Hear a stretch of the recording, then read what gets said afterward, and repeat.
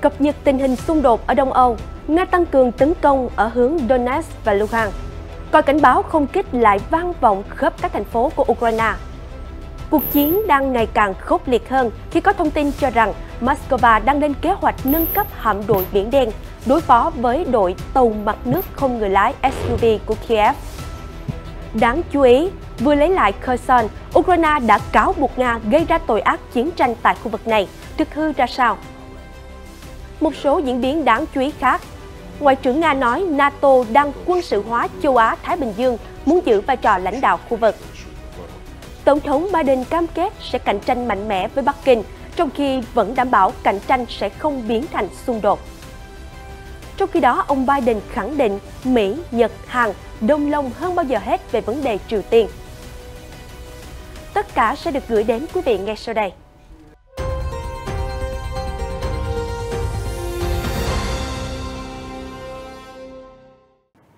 Chào mừng quý vị đến với chương trình Thời sự quốc tế. Những diễn biến liên quan đến mặt trận Đông Âu cùng nhiều tin tức đáng chú ý trên thế giới sẽ được gửi đến quý vị ngay sau đây. Hãng thông tấn TASS dẫn thông tin chính thức cho biết, còi báo động không kích đã vang lên khắp 7 thành phố của Ukraine vào sáng sớm hôm nay ngày 14 tháng 11, bao gồm các khu vực Dnipropetrovsk, Kirovohrad, Mykolaiv, Odessa, Poltava, Kharkov và Cherkasy. Trước đó, nhiều vụ nổ lớn đã làm rung chuyển thành phố Lugansk vào tối ngày 13 tháng 11. Theo đó, phóng viên của TASS đưa tin, một vụ nổ đầu tiên đã xảy ra ở phía nam và sau đó là 5 vụ nổ khác kéo dài khoảng 1 phút tại trung tâm thành phố. Yulia, một người dân địa phương chia sẻ với TASS, vụ nổ mạnh nhất xảy ra vào khoảng 22 giờ 07 phút theo giờ địa phương, khiến cho cửa sổ căn hộ của tôi gần như bị vỡ. Kênh Telegram của cơ quan truyền thông của nhà nước Cộng hòa Nhân dân tự xưng Lugansk cũng đã đăng tải những bức ảnh về một đám khói cao ngất bao trùm thành phố. Hiện những tin tức liên quan đến xung đột ở Đông Âu chưa thể được kiểm chứng độc lập. Theo TASS, Bộ Quốc phòng Nga hôm 13 tháng 11 cho biết, trên hướng Donetsk sau các cuộc tấn công thành công, quân Nga hoàn toàn kiểm soát làng Mayos. Cụ thể, phát ngôn viên Bộ Quốc phòng Nga Trung tướng Igor Konashenkov cho biết, khu định cư Mayos đã được giải phóng hoàn toàn theo hướng Donetsk và đây là kết quả của các cuộc tấn công thành công của quân đội Nga. Lực lượng Ukraine cũng chịu nhiều thiệt hại về cả người lẫn khí tài quân sự, vị phát ngôn viên cho biết thêm. Hồi đầu tháng 11, người đứng đầu Cộng hòa Nhân dân Donetsk, ông Denis Pushilin, báo cáo rằng quân đội Moscow đang tiến đến gần các khu định cư của Mayos và Pervomorskoye. Ông Pushilin từng khẳng định ở thời điểm đó rằng Mayos sẽ sớm được giải phóng. Trong khi đó, trên hướng Kupiansk, phía Ukraine với lực lượng của hai đại đội chiến thuật được tăng cường bởi lực lượng theo chủ nghĩa dân tộc, đã 2 lần cố gắng tấn công các đơn vị Nga nhưng không thành công. Về hướng làng Novoselevskoye của Cộng hòa Nhân dân Lugansk tự xưng, gọi tắt là LBR, sau khi gặp hỏa lực Nga, các đơn vị Ukraine đã bị tổn thất nặng nề và bị đẩy trở lại vị trí ban đầu. Ngoài ra, các đơn vị Nga cũng đã ngăn chặn nỗ lực tấn công của hai nhóm tác chiến Ukraine trên các hướng khu định cư Vladimirivka và Zimivka của Cộng hòa Nhân dân Lugansk tự xưng. Tổng số thiệt hại của kẻ thù trên hướng Kupiansk trong 24 giờ qua lên tới 110 lính, 2 xe tăng, 4 xe chiến đấu bọc thép và 6 phương tiện khác. Ông Konashenkov cho biết thêm, hiện những tin tức liên quan đến xung đột ở Đông Âu chưa thể được kiểm chứng độc lập. Tờ Eurasian Times hôm 13 tháng 11 đưa tin, hạm đội Biển Đen của Nga đang dự định nâng cấp, bổ sung để đối phó với đội tàu mặt nước không người lái USV của Ukraine. Tổng thống Ukraine Zelensky gần đây đã thông báo khởi động chiến dịch gây quỹ nhằm sản xuất 100 USV, được thiết kế kể từ khi Nga phát động chiến dịch quân sự. Theo Eurasian Times, 7 USV và 9 máy bay không người lái UAV đã được sử dụng để tấn công các tàu Nga ở Sevastopol vào cuối tháng 10. Chúng làm hỏng nhẹ tàu quét miền Ivan Gobulev của Nga và cố gắng nhằm vào tàu đô đốc Makarov. Một báo cáo trên tờ Vilias dẫn lời các sĩ quan hải quân Nga đã liệt kê các chỉnh sửa, thay đổi cấu trúc và biện pháp hiện đại hóa để đối phó với các USV. Một số ý kiến từ phía Nga còn cho rằng USV của Ukraine như các UAV cảm tử Shahed 136 vùng biển đơn giản rẻ tiền, nhưng nếu không phản công tốt, có thể gây ra những hậu quả tàn khốc. Báo cáo trích lời đại úy Maxim Kimov chỉ ra, yêu cầu chủ yếu tập trung nâng cao khả năng sẵn sàng chiến đấu và năng lực pháo kích trên các tàu hải quân. Hạm đội Biển Đen cũng cần tàu dẫn đầu thuộc đề án 22.800 lớp Odentsovo, được chuyển giao từ hạm đội Biển Baltic, ông nói thêm. Ngoài ra, đại úy Nga còn nhắc đến việc nâng cấp tổ hợp phòng không trên hạm Panzer M và sự cần thiết của các trực thăng. Các radar mới cho trực thăng KA-27 và Mi-14 của chúng tôi đã cho chứng minh tính hiệu quả cao khi chống lại các UAV và vật thể nhỏ trên mặt nước. Vì vậy, chúng tôi có đủ khả năng kỹ thuật để tiêu diệt những mối đe dọa này. Câu hỏi được đặt ra là chúng tôi có được cung cấp cho hạm đội nhanh chóng hay không? Eurasian Times dẫn lời ông Klimov cho hay. Hiện phía Nga chưa đưa ra thông báo chính thức về kế hoạch nâng cấp trên.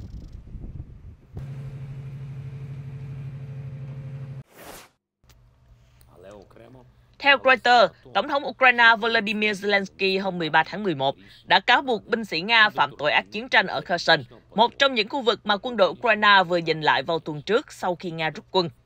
Các nhà điều tra đã ghi nhận hơn 400 thi thể thường dân và quân nhân thiệt mạng. Quân đội Nga đã để lại hậu quả tàn bạo tương tự như những gì họ đã làm ở các khu vực khác của đất nước, ông Zelensky cho biết trong video phát biểu hàng đêm của mình. Hiện Reuters chưa thể xác minh các thông tin trên, Nga cũng phủ nhận việc quân đội tấn công vào dân thường. Chính quyền Kiev đã cáo buộc Moscow vi phạm tội ác chiến tranh kể từ khi bắt đầu chiến dịch quân sự đặc biệt tại Ukraine. Nhiều ngôi mộ tập thể đã được tìm thấy tại một số khu vực trên khắp cả nước, bao gồm Kharkiv và Bucha, gần thủ đô Kiev. Hồi tháng 10, nhóm điều tra viên Liên Hợp Quốc đã kết luận tội ác chiến tranh đã được thực hiện ở Ukraine và cho rằng Nga phải chịu trách nhiệm về phần lớn các tội ác chiến tranh tiềm tàng ở Ukraine.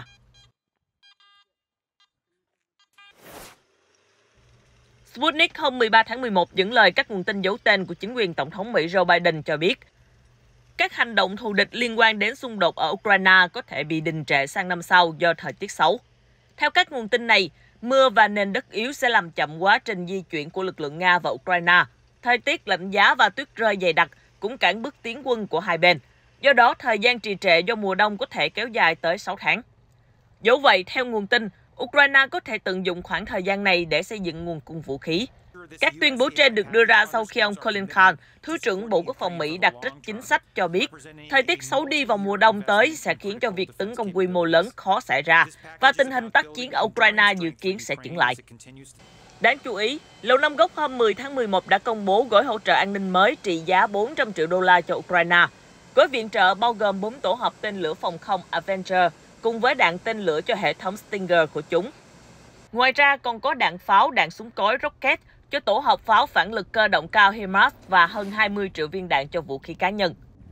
Nga nhiều lần phản đối việc Mỹ và các đồng minh cung cấp vũ khí cho Ukraine. Moscow cảnh báo động thái sẽ làm leo thang xung đột và khiến cho các nước trở thành bên tham gia giao tranh. Ngoại trưởng Nga Sergei Lavrov cho rằng Tổ chức Hiệp ước Bắc Đại Tây Dương NATO không còn là một liên minh phòng thủ thuần túy. Thay vào đó, khối này hy vọng sẽ đóng vai trò dẫn đầu ở khu vực châu Á-Thái Bình Dương. Nhận định trên được Ngoại trưởng Lavrov đưa ra vào hôm 13 tháng 11 khi ông tham gia hội nghị thượng đỉnh Đông Á. Thông tin do TASS đăng tải. NATO không còn nói rằng họ là một liên minh phòng thủ thuần túy. Khối này là một liên minh phòng thủ khi Liên Xô và khối Warsaw tồn tại. Nhưng khi không còn khối Warsaw hay Liên Xô, họ đã thay đổi bản chất phòng thủ của mình. Tôi không rõ họ phòng vệ khỏi ai, nhưng họ đã vài lần đưa tuyến phòng thủ này lại gần biên giới nước Nga và họ tuyên bố tại hội nghị thượng đỉnh ở Madrid mùa hè này rằng họ có trách nhiệm toàn cầu, rằng an ninh khu vực Ấn Độ Dương-Thái Bình Dương và khu vực châu Âu-Đại Tây Dương là không thể tách rời, ông Lavrov nói. Như vậy, trên thực tế, họ đang tuyên bố rằng họ sẽ đóng vai trò hàng đầu ở đây, trong khu vực châu Á-Thái Bình Dương, Ngoại trưởng Nga nhấn mạnh. Ngoại trưởng Nga viện dẫn xu hướng quân sự hóa khu vực thông qua những nỗ lực của các đồng minh Mỹ, Úc, New Zealand và Nhật Bản với sự hiện diện ngày càng mở rộng của NATO. Theo ông, phía Nga đã thẳng thắn nêu ra những đánh giá của mình tại hội nghị thượng đỉnh Đông Á và cách tiếp cận tương tự như của Nga cũng đã được đưa ra bởi Bắc Kinh. Thật không may, điều này sẽ khó khiến cho Mỹ và các đồng minh tính đến lợi ích của hầu hết các quốc gia có mặt ở đây. Ông Lavrov tiếp tục. Nhưng chúng tôi sẽ tiếp tục truyền đạt quan điểm của mình. Theo Reuters, Tổng thống Joe Biden hôm 13 tháng 11 khẳng định, Mỹ, Nhật Bản và Hàn Quốc đang đồng lòng hơn bao giờ hết trước vấn đề Triều Tiên. Phát biểu tại Campuchia sau cuộc gặp ba bên với Thủ tướng Nhật Bản Fumio Kishida và Tổng thống Hàn Quốc Yoon suk yeol, Tổng thống Biden gọi Seoul và Tokyo là những đồng minh quan trọng có chung mối quan ngại với Washington về các vụ thử tên lửa khiêu khích của Bình Nhưỡng. Trong khi đó, Tổng thống Hàn Quốc Yoon suk yeol cho rằng các động thái khiêu khích gần đây mà Triều Tiên thực hiện cho thấy bản chất chống lại chủ nghĩa nhân đạo của Bình Nhưỡng. Song song đó, Thủ tướng Nhật Bản Kishida mô tả hành động của Triều Tiên là chưa từng có và Bình Nhưỡng nhiều khả năng sẽ tiếp tục thực hiện những hành vi khiêu khích như vậy. Hội nghị thượng đỉnh ba bên này diễn ra kịp thời trong lúc chúng tôi đang chờ những hành động khiêu khích tiếp theo. Ông Kishida nói trong phát biểu khai mạc cuộc họp, tôi mong muốn Mỹ, Hàn Quốc và Nhật Bản có thể tăng cường hợp tác để đáp trả một cách kiên quyết. Cả ba nhà lãnh đạo đã ra một tuyên bố chung ca ngợi mức độ phối hợp ba bên chưa từng có, đồng thời cam kết thúc đẩy quan hệ chặt chẽ hơn nữa, đặc biệt là trong lĩnh vực an ninh. Đồng thời lên án mạnh mẽ các vụ phóng tên lửa đạn đạo của Triều Tiên với số lượng chưa từng có trong năm nay và cho rằng động thái này là mối đe dọa nghiêm trọng đối với hòa bình và an ninh trong khu vực. Bên cạnh đó, tuyên bố chung ba bên cũng nhấn mạnh cam kết của Mỹ trong việc bảo vệ hai đồng minh Nhật Bản và Hàn Quốc.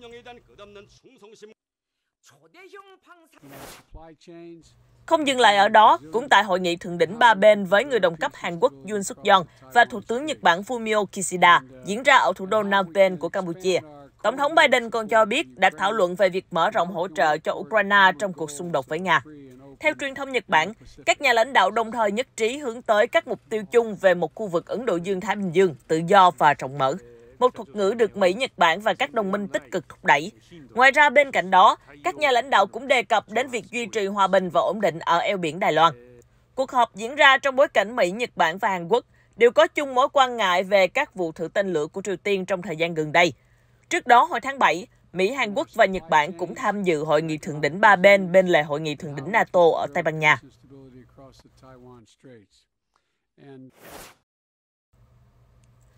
Theo Sputnik News, tại hội nghị thượng đỉnh Đông Á ở Campuchia hôm 13 tháng 11 vừa qua, Tổng thống Mỹ Joe Biden cho biết Washington sẽ cạnh tranh mạnh mẽ với Bắc Kinh trong khi vẫn đảm bảo rằng cạnh tranh sẽ không biến thành xung đột. Ngoài ra, ông Biden cũng nhấn mạnh tầm quan trọng của hòa bình trên eo biển Đài Loan và vấn đề tự do hàng hải ở Biển Đông. Tổng thống Biden dự kiến sẽ gặp người đồng cấp Trung Quốc ông Tập Cận Bình trước khi hội nghị G20 diễn ra tại Bali, Indonesia vào ngày 15 tháng 11 tới đây. Cuộc gặp này là lần đầu tiên hai nhà lãnh đạo gặp nhau kể từ khi ông Biden nhậm chức Tổng thống Mỹ và diễn ra vào thời điểm quan hệ giữa hai cường quốc xấu nhất trong nhiều thập kỷ, liên quan đến các hoạt động thương mại của Bắc Kinh và lập trường của nước này đối với đảo Đài Loan.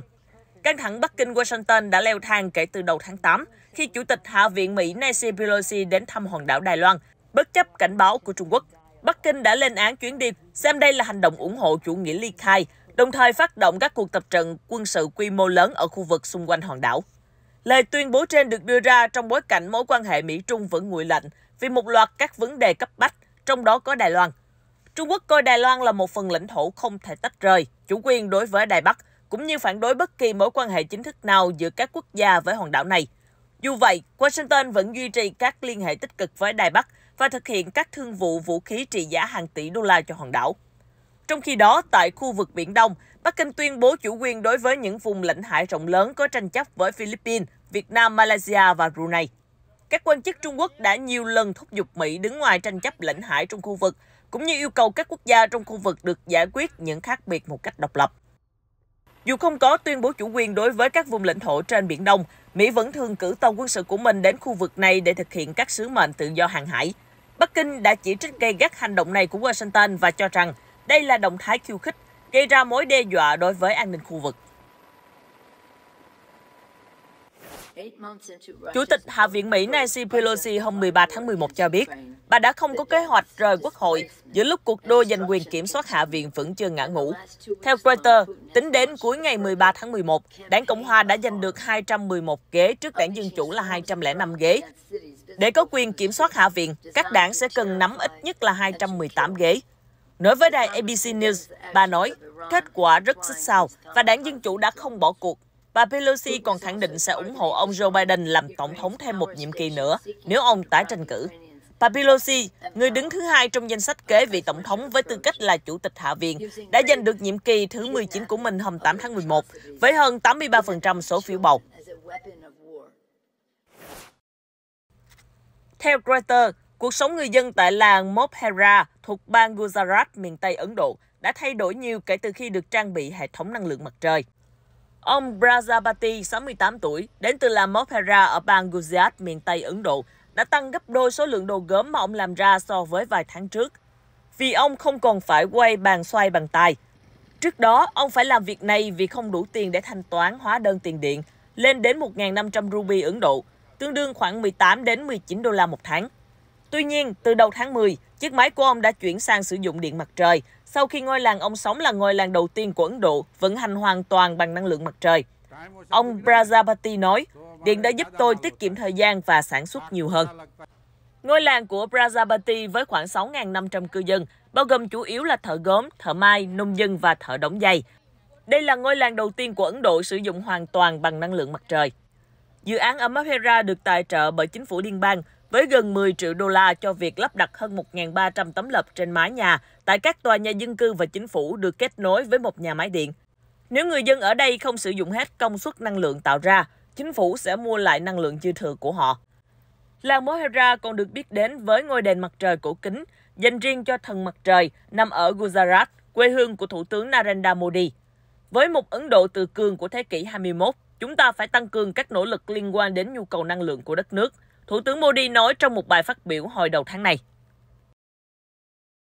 Tin tức vừa rồi đã kết thúc chương trình ngày hôm nay. Cảm ơn quý vị đã quan tâm theo dõi. Xin chào và hẹn gặp lại trong các chương trình sau.